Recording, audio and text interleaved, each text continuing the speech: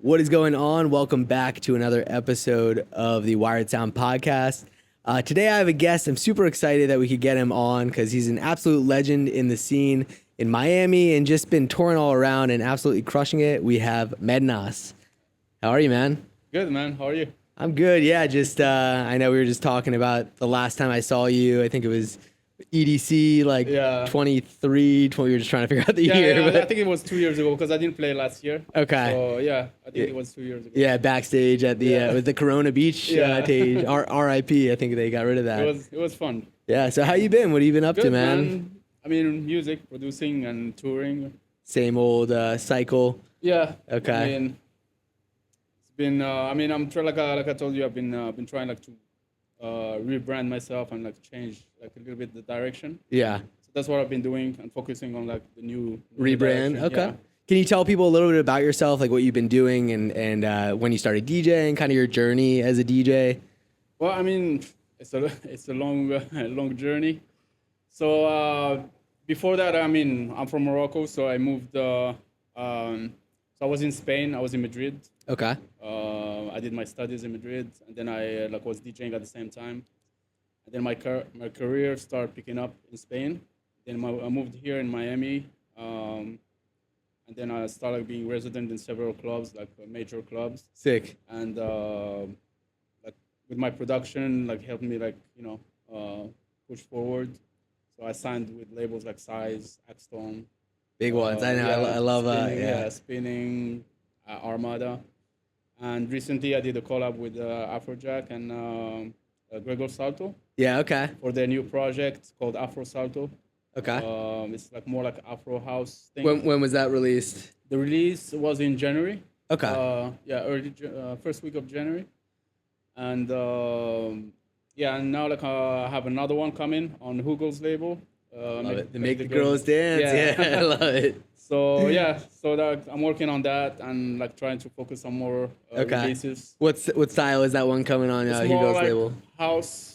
I call it house. I don't want to go like into like more subgenres, but it's more like house. Okay. Like a groovy, super groovy. Yeah, I feel good. What BPM?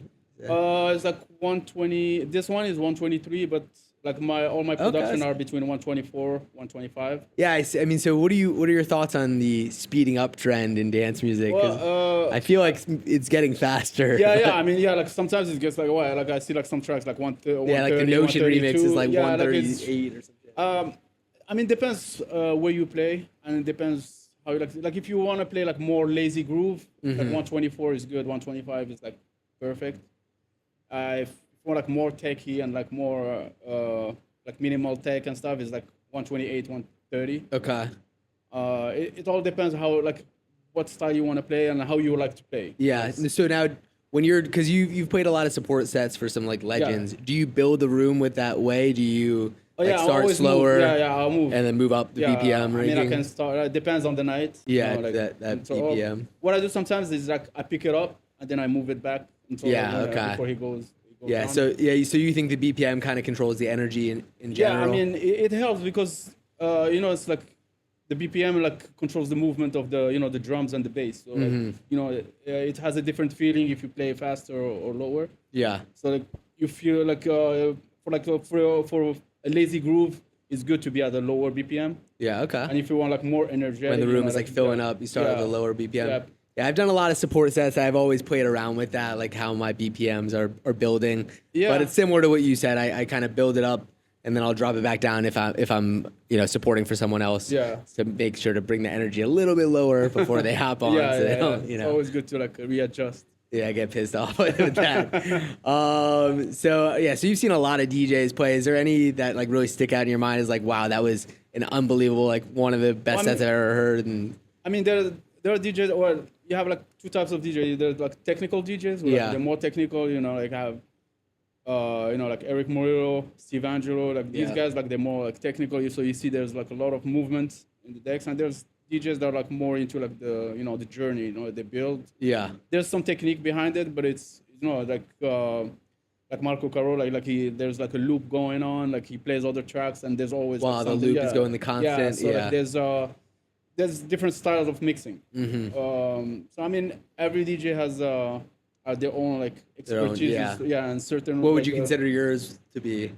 I mean, it's, like it depends like who I'm playing with, or like if I play with if I headline. Yeah. It's more like like I do like what Marco would do is like have a loop and like like play around and like keep building the groove. Keep the groove going. It's like the most important is like keeping the groove going, and like sometimes like the breakdowns and stuff you have. Yeah, when you say keep the groove going, you mean like drums, percussion elements continuing. Yeah. That's what I do too. I make sure there's no breaks. Hi-hat changes the whole vibe of the track. Yeah. If you add just like leave a hi-hat from like the previous track to keep going. like like the keep outro. Something. So there's always like something added to the track. The only times I let the big breaks happen is if it's like a headlining set and like it's a full room or something. Sometimes it's good to give them a break. I build my set in a way like it's like a roller coaster, like emotions. Like you build and then you bring them down and then you build them up. Yeah. It's a type of a movement. If you have like a set that is like steady, it's like all like track after track. It won't catch people's attention either. And there's also a way to play tracks, like a specific moment to drop a track. You can play like the biggest hit at the wrong moment and you won't have the same reaction as if you played at the right time. Yeah. So there's always a way to introduce a track or like tease people. Yeah. And then bring in the track. Build it the right way. Yeah. I mean, you have to have a response from the people. Yeah. So you have to know how to get them. So I'm curious because I kind of struggle with this myself, with switching between the two hats of a support act to a headliner act. Yeah. Do you struggle with that transition at all? Like sometimes I'll play a set like the day before at like Dare or something like that, and I'm supporting, and then the next like night I'm headlining. I'm like, shit, I better switch up the set, switch up the energy a bit because it's a completely different expectation. I mean the way you build your set, you can play some stuff that you played as a support. Yeah. But at some point you have to add in like some stuff that that feels like the headliner. Yeah. So like you have to take it to the next level. You cannot be like. I mean, also like it depends where you play. If you play like more open air, daytime party, like you can be like more more relaxed. Yeah. But if you it's like a club that like needs energy, like a big room, you got to push it a little bit. Yeah. So. Do you enjoy daytime sets more than nighttime, or yeah, because I get to play like more funky. More, funky house. Funky disco. Like it's more like happy. I know Miami pool party vibes always fun. Yeah, I love playing Dare at the day club there, but there's not a lot of other places in the country that do daytime parties like Miami. I mean we used to have maybe California. More, we used to have more before. Now, I think now it's the daytime party are coming back. But, we used to have them, and then they kind of dropped because a lot of hotels. They cut it. They started. I don't know before. I know Miami, the city, isn't like a huge fan of nightlife. Ironically, it's always a tricky you have to thing. deal with that too. So. Yeah, with that. Yeah, I think people forget that when they're it takes a lot of like logistics and like government approval and all that kind of shit to actually put on a party. Because piss off residents, all that fun stuff. Especially now, like most hotels, they have resident side too. Yeah. They always complain about the. So how long have you lived in Miami? Is it? Since 2008. Oh wow. Yeah. You're like that's like a real resident. I'm a local. Yeah, I know. Because a lot of people have moved there the past like 5 years, 10 years. Like COVID time. Yeah. Have you seen the scene change at all since post-COVID, like the dance music scene specifically? I mean, it changed a lot since I moved here. Yeah. So when I moved from Spain to Miami, and it was mostly hip hop. Yeah. And that wasn't my idea because, for me, Miami was WMC, all year long. Yeah. And then I moved here. Hip hop DJs. It's like hip hop that's what format, ruled the clubs. and it was like hard for me to get gigs because I came with like a more like underground feel, like kind of DJ. Yeah. So I had to readjust, but at the same time, there were only few parties that do like what I did. Yeah. So it was hard to to find like gigs and stuff. So I had to readjust a little bit to start playing around and until I get my name out there and get like some sort of trust from people. To get to start to experiment a little bit more and push the boundaries. Exactly. So and then it started. I think in 2010, like the whole EDM boom happened, and like around 2016, 2017, it kind of died out, and then right after COVID, it became more underground. So like people were like, playing like more like deep stuff, Afro, but like the more the melodic side of it, which is good because that's what I like to do. You attached to it originally. So like it kind of readjusted to what I like. Yeah. I think I like. I prefer this the chill. Yeah.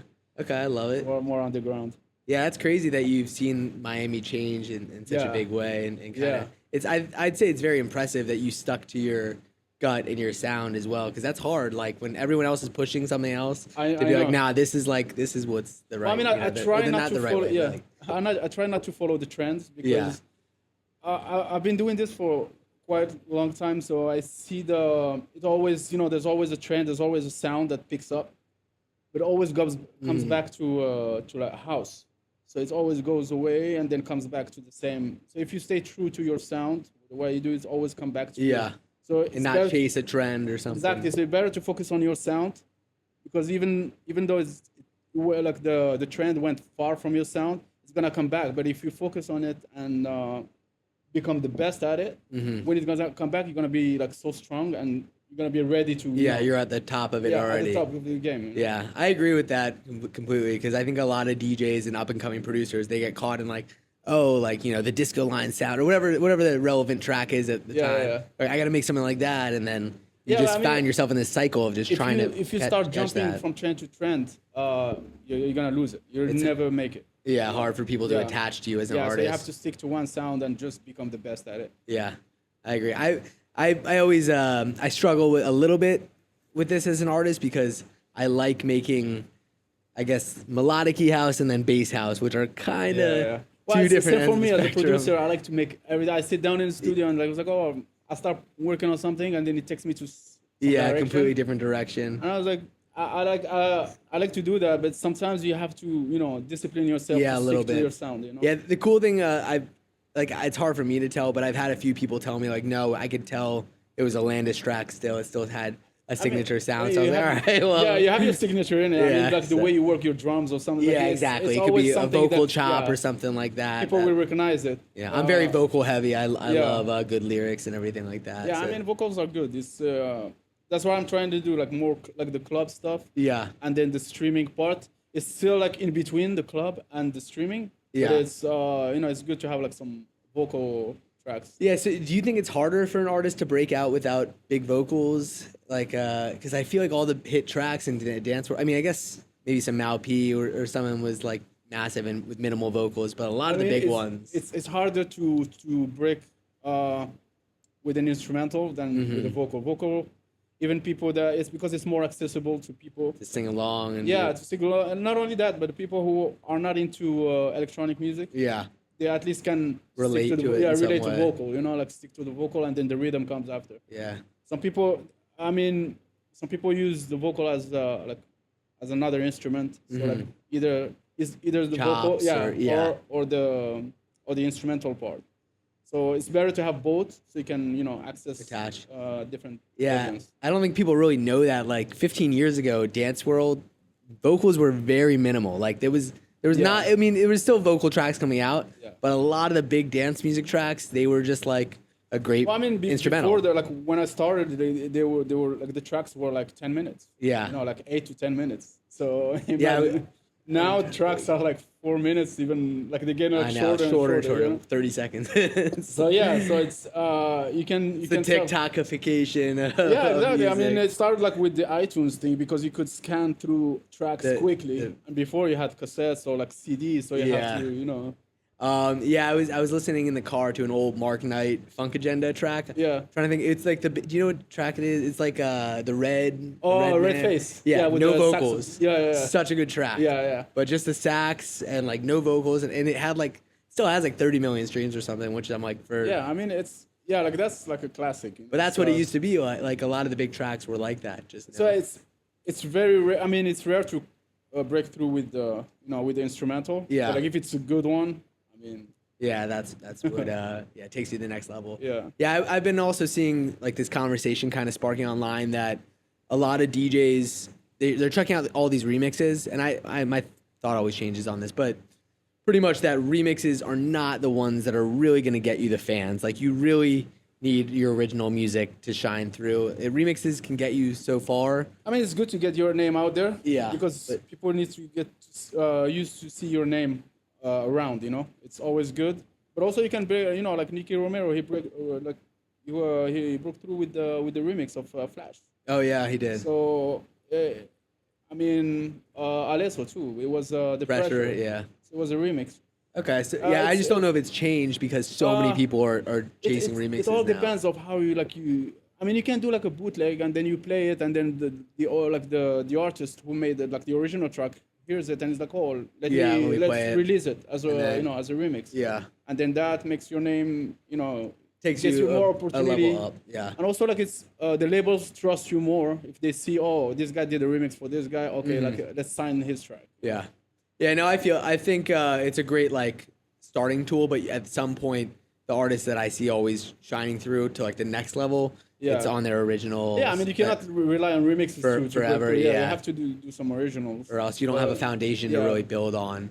So let's talk about like upcoming stuff, music, everything like that. What do you got in the works? Well, like I told you, I have the release with Make the Girl Dance coming out in September.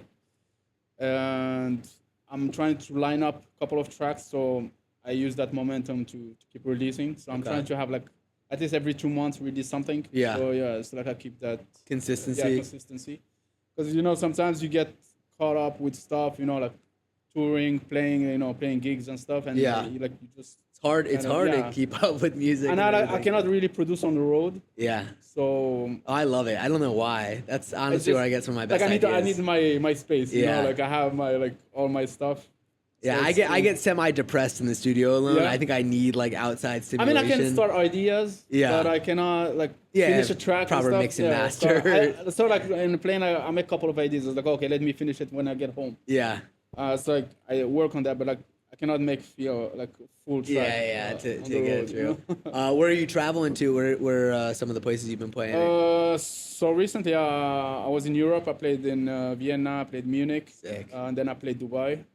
Where at Dubai? I played once. This club, it's like a brand new club. It's called Nahati. Okay. I was at Barasti when I was out there. So it was my first time. So I'm trying to get back there. It's a crazy travel day. It's a long trip. It's like 16 hours. There's a direct one from Miami. I was shocked. I was like, the Emirates. Yeah, I love it. Yeah, like the plane is like the. I know. It is elite. I will say. So now I'm trying to play more like outside Miami. Yeah. Okay. To build out there, and it's good because it's refreshing to play for other people. Yeah. From different crowd that you don't really know. Yeah, you don't really realize where fans are of yours in the world. Like you might have fans. So so like it's good just to see like different scenes. Yeah. Sometimes like the sounds that you play in Miami is not like really what should be played there, so you can like readjust and like it gives you like some sort of challenge. Yeah, I played in I think I talked about this before, but I played in China. Yeah. Such a different sound. Yeah. Like from what's relevant. What is it now? Is it like more? It's still like big room. Like you got to play like hard as shit. Oh, wow. Like I played like a tech house track, and they were like you could tell the energy was like dying. Yeah. And they were like, no, you got to play like big room, progressive. It's still like EDM stuff. Yeah, still like in that big, very much EDM or techno. Like so it's an interesting thing to see where where different parts of the world are musically. Yeah, I think I mean, I like to play in South America. I used to play in Brazil a lot. Okay. And like they fun scene. Yeah, like you can play whatever you want. Do you have a favorite country to play Brazil. I love Brazil because people don't leave if you don't turn off the music. Yeah, they're dancing the whole time. Stay there. Minimal phones, or not like they don't have like a closing hour. They keep they stay there till you turn off the music. Yeah, and I love that. Yeah, that's I think the best. I posted on TikTok the other day. I'm like, I'll be happy if people are dancing. That's the only thing. At the end of the day, there's all whatever. I mean, go viral or whatever you want. But if you see people enjoying what you play for them and they're happy, yeah. And I like to play something that they never heard before. Like I always try to bring something new. Yeah, so like, to surprise them. And if they connect with it, like that's like they make your day, Yeah, I always ask DJs this, so don't get offended. But how do you deal with song requests? I hate them. Yeah, especially that phone on the yeah, I know the phone on the forehead is oh it's my a fucking God. Like that sentence. so you annoying. do you just like face down, like ignore? It's like, is that the I ignore, go-to? or I just say like thumbs up. Yeah, Like, I'm yeah, playing play it next. a little bit. A little. Yeah. I even go with I'll Next. play it in like an hour or two. Make them stay the whole night. Yeah, that's what I do. Like, I mean. Yeah, I guess people don't get. I mean, I don't know why they don't get it, but we're trying to read the room, right? It's not just about you as a. Yeah, but I mean, some people they think they're the only ones in the club. Yeah, exactly. So you have like 1,500 people that you have to please, and you try to adjust to everybody because not everybody listens to the same type of music. Yeah. And you try to put them together in one sound, and you like navigate, and like your brain is working like 400, miles per hour. miles Yeah. per hour, and It is a relatively like. yeah, like I don't want to say stress. I'm gonna get shit on online if I say it's a stressful job, but there is some pressure for sure. there's as a pressure DJ. because I'm trying to be like 2-3 tracks ahead from the crowd. Yeah, to see what's- because I was like, okay, like they're responding to this track, so I need to look for a track that's keep this going, this Yeah. energy going. So I'm always like thinking, like fast to get to get the next next track. one and the next one. And then you have one like looking at you or like hold the doing phone like up. friendly, but like it's just like, Yeah, it people throws think you you're off. being rude like by ignoring them, but really Yeah, we're but just you- like caught up Yeah, in they don't know trying like, to you focus on fucking something. do all the other you- shit. They think you're just there like having Yeah. fun. Do you quick mix it all, or is it mostly like? It depends. I mean, I like to it. let the track ride. Yeah, Like let people get into it. And I sometimes gotta if get better about yeah, that. Yeah, sometimes if I see the track like people are not responding, I have to Quick mix it out. Yeah, quick mix in it, like and Shit. yeah, or put an acapella and something just to get something new on the sound. Yeah, I wouldn't say it's like a typical pressure kind of job, but like I know that if people start leaving, club's not making money, I'm not gonna get rehired as a DJ. Yeah. It doesn't matter how big you are. If people are leaving and the club's not making money or the venue's not doing I mean, like sales, then if you might get fired. Yeah, if you play for a club, you cannot be like we are the artist part of it, like in us, that I want to do what some kind of ego to it. Yeah. Sometimes you have to adjust because if the crowd is not connecting, don't be like hard-headed. stuck Just to it. switch it up and like because the most important is the crowd. If they are having fun, I mean the whole night is good. Yeah. But if you just play your sound, it's like, hey, take it or leave it. It's not working because you're gonna piss off the crowd, you're gonna piss off the owner of the club, you're gonna piss off everybody, and like they're not gonna. Yeah, hire it's you, not gonna be a good night. So you have to readjust, even though sometimes it gets out of your catalog of like style of music that you play. Yeah. You gotta have them in the back pocket just in case. Yeah. So you always have to most importantly you have to please the crowd first. Yeah. Yeah, I think it's something that comes with time as a DJ. Yeah. Is just like learning that aspect of it, But also, don't get me wrong, you cannot go like cheesy, you don't have to like cheese up your your set. Yeah, so we're gonna switch to a track review. First one is by Tom Hoff. It's called Come On. All right, so we got Tom Hoff. Come on, let's hear what we got.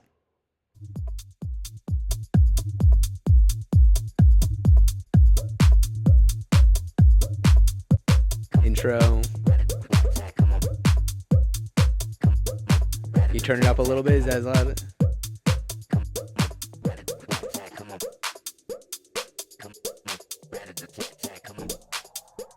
Okay, we're going somewhere, right?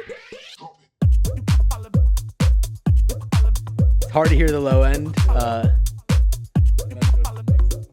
Yeah. Okay.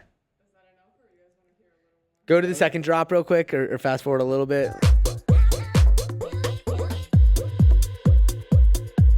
Yeah, now.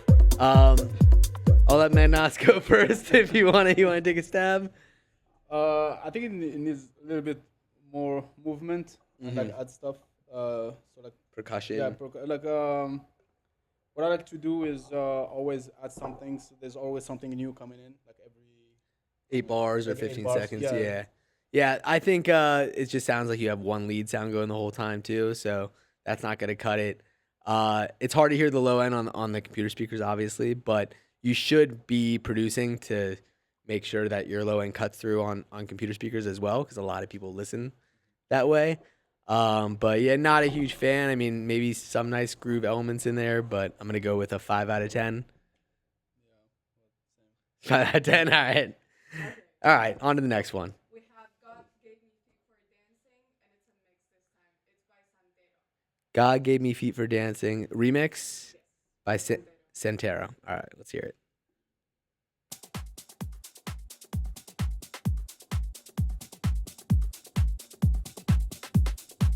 Fast forward a little bit. Better percussion elements in this one.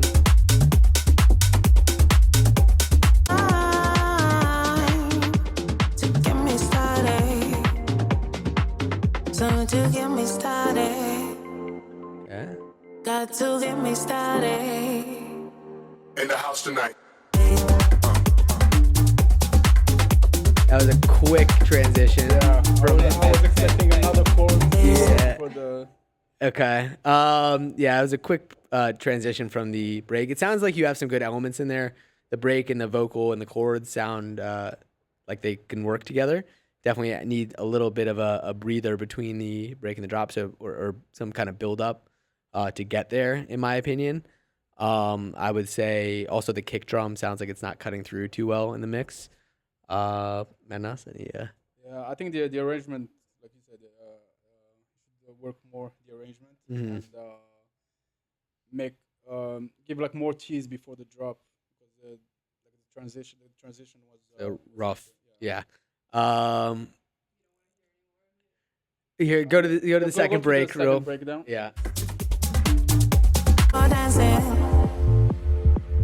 God gave me feet for dancing. It's a nice vocal with the. God gave me feet for dancing. I don't know. Is the original the same chords? Same like piano chords? No? Okay. So here we are. These breaks are usually a problem for me when I play them out. Just so you know. But, like, you don't want this much the same way. room. And let the music Fast forward a little bit. It's the rhythm that you play. I mean, is this the build or the drop or where are we at here? Alright, just gotta play it.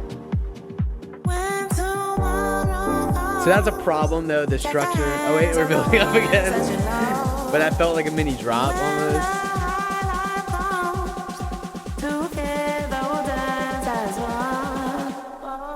God gave me feet for dancing. Alright, so wait, so I actually think this is the right vibe for the track. The first drop is a little bit too minimal for like I think you're better off with the melodic kind of like Nora and Pure vibe. You should be led more by chords throughout the whole. Yeah, track. yeah. So I think you might just be missing that same vibe for the first drop. It could flow together. You just need to like work it together a little bit better. And then I would definitely strip the break or like cut the break a little bit shorter, add some more percussion elements to keep the groove. Because as DJs, we never want those long breaks. It's like a nightmare for us in the clubs. Don't want to empty the dance floor. Oh yeah, so I'm gonna go with the 6 out of 10 though. I think you got some good stuff there. You just need to refine it a little bit more. I'll give him 6.5. All right, 6.5. Sizzle Shift by Boil and Bounce. All right, it's an interesting name.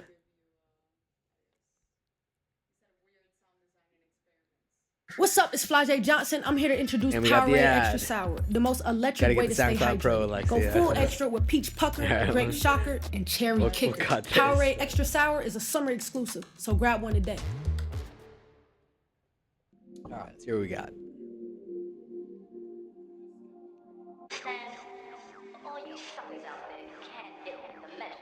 What's happening here? Sorry.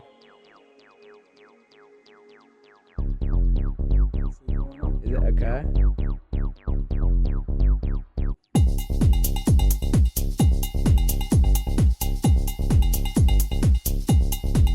You need more cowbell. No.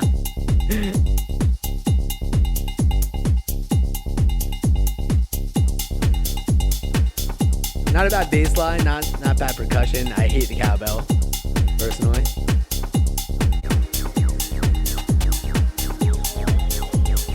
Well, if it's like minimal, yeah, I might just continue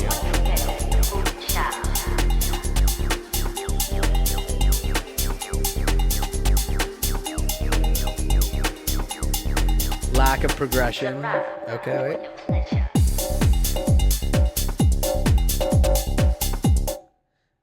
Yeah, the cowbell is just killing it for me. Definitely get rid of that. I think it definitely needs to progress a little bit more, like what you were saying before about every 8 bars having some kind of change. Not a huge fan though. I'm gonna go with a 4 out of 10. All right, he's opting out. It's fair. You get one opt out. All right, we got time for one more track.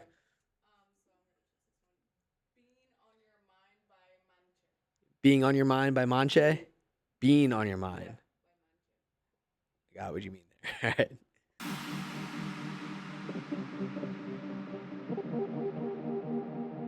I'm sensing some maybe future bass.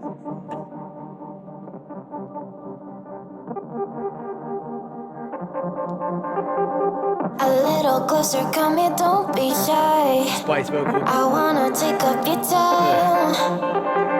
I'll pay you sweeter than another pie. I mean, I know I've been on your mind. oh, wait, no, it's not a Spice vocal. All right. Been on your mind. Is it a Spice vocal? Been on your mind. Been on your mind. Okay. It's either a big track or a Spice vocal. But I've heard this vocal before.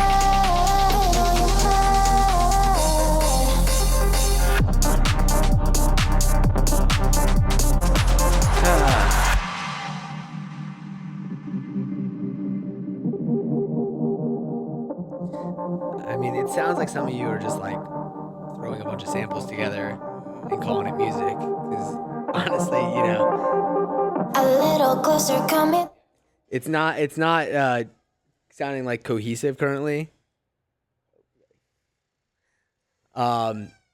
So yeah, you got to work a little bit more on that cohesiveness. It sounds like the record is lacking just overall cohesiveness and making sense with each other. The elements working with each other doesn't really feel like it's working too well together. So I'm gonna go with a 2 out of 10. I'm sorry, but Yeah, I mean, some elements are not going together. So it's I think it needs to focus on either like working on the drums, like work on a better groove, and that kind of RPs in the background, like it's just not working. Like I mean, for me, it's it's, out of key just, or yeah, it's too much. might be out of too much key noise, actually. yeah. Yeah. Would you give it a rating or 3. 3 out of 10? All right. And that's it for this week's track review. We'll be back next week with another one.